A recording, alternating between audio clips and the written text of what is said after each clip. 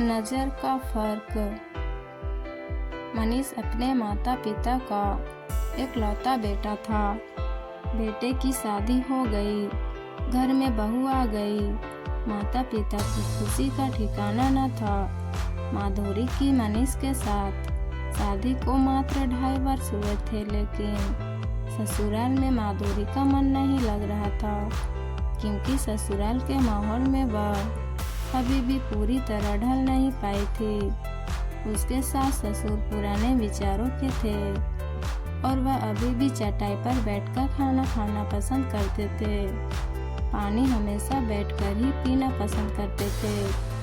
उन्हें अपने पारंपरिक तौर तरीके से रहना पसंद था। उनका यही लाइफ स्टाइल माधुरी को पसंद नहीं था। उसे लगता था इनकी लाइफ का कोई स्टेटस ही नहीं है। अभी तक डाइनिंग टेबल पर बैठकर खाना खाने की आदत नहीं डाल पाए। वैसे तो अच्छे खासे पढ़े लिखे हैं, लेकिन रहन सहन के सारे तौर तरीके पुराने हैं। सास सुबह सुबह नहाकर ही रसोई बनाने पर जोर देती है, फिर चाहे खाना बनाने में पसीना पसीना ही क्यों ना हो जाए। हालांकि मनीष माधुरी को बहुत चाहते हैं और उनका हर तरह से ख्याल भी रखते हैं, लेकिन पुराने लाइफ स्टाइल की वजह से माधुरी को अब लगता है कि उसके पापा ने कैसी जगह शादी कर दी। कितने सपने थे उसके विवाह के बाद अपने घर को सजाने के, लेकिन यहाँ तो सासू माँ के अनुसार मेंटेन किए हुए इस पुराने तौर तरीके के घर में उसका दम घुटता है। अपने मायके जाती है तब जाकर उसे लगता है कि जैसी खुली हवा में सांस ली हो। इस बात तो माधुरी ने मन ही मन निश्चय कर लिया था। अब की बात जब भी वह अपने मायके जाएगी तो तभी वापस आएगी जब मनीष अलग घर लेने को राजी हो जाएगा। मनीष से वापस इस घर में आने से साफ साफ इनकार कर दूंगी। आज माधुरी बहुत खुश थी, क्योंकि वह दिन आ गया जब माधुरी को अपने मायके जाना था। माधुरी का भाई उसे लेने के लिए आने वाला था। वह चहकते हुए जल्दी जल्दी अपना बैग पैक कर रही थी। तभी सासू माँ ने पूछा, बेटी कितने दिन में वापस आओगी? तुम्हारे बिना कुछ अच्छा नहीं लगेगा, जल्दी वापस आ जाना। माधुरी ने मन ही मन सोचा, अच्छा नहीं लगेगा या अब आपको आराम करने का टाइम नहीं मिलेगा। अब आपके आराम में खलल पड़ेगा और अब घर का सारा काम भी तो आपको ही करना पड़ेगा। पैरों में दर्द होने का ढोंग भी नहीं कर पाओगे। परंतु ऊपरी दिखावे में माधुरी ने कहा, इतने दिनों बाद माँ के घर जा रही हूँ तो 1-2 महीने तो रहूँगी वहाँ। जवाब सुनकर माधुरी की सास चुप हो गई। आज माधुरी मन ही मन बहुत खुश थी। सोच रही थी कम से कम अब इन खड़ूस लोगों से छुटकारा मिलेगा। अब तो मनीष के अलग होने पर ही वापस लौटूंगी। मायके में पहुंचकर माधुरी ने चैन की सांस ली। उसकी माँ, भैया, भाभी और छोटी बहन सबने उसको सिर आंखों पर उठा लिया। दिन भर बातों से किसी को फुर्सत ही नहीं मिली। हंसी मजाक के माहौल में कब शाम हुई पता ही नहीं चला।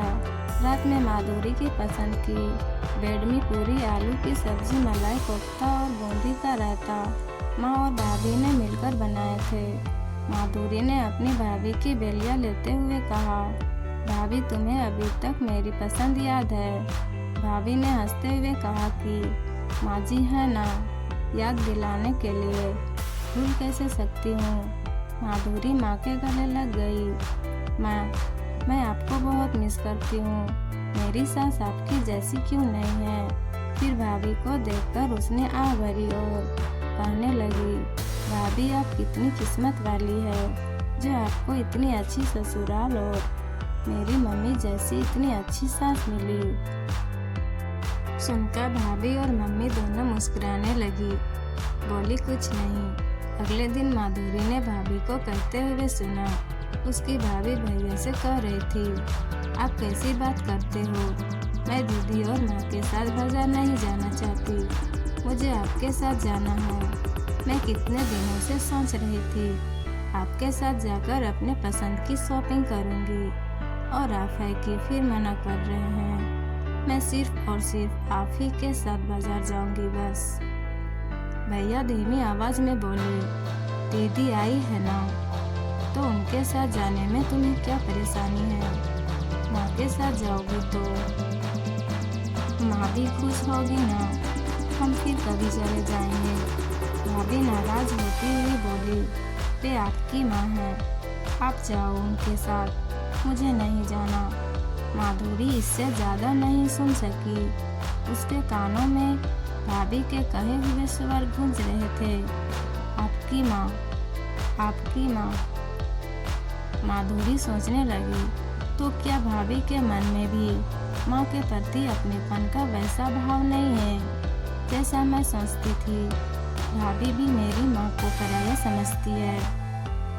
भाभी के पति की माँ भाभी की नहीं। अब माधुरी के अंतर्मन ने कहा, हाँ, वे तुम्हारी और तुम्हारे भाई की माँ है, भाभी की माँ नहीं।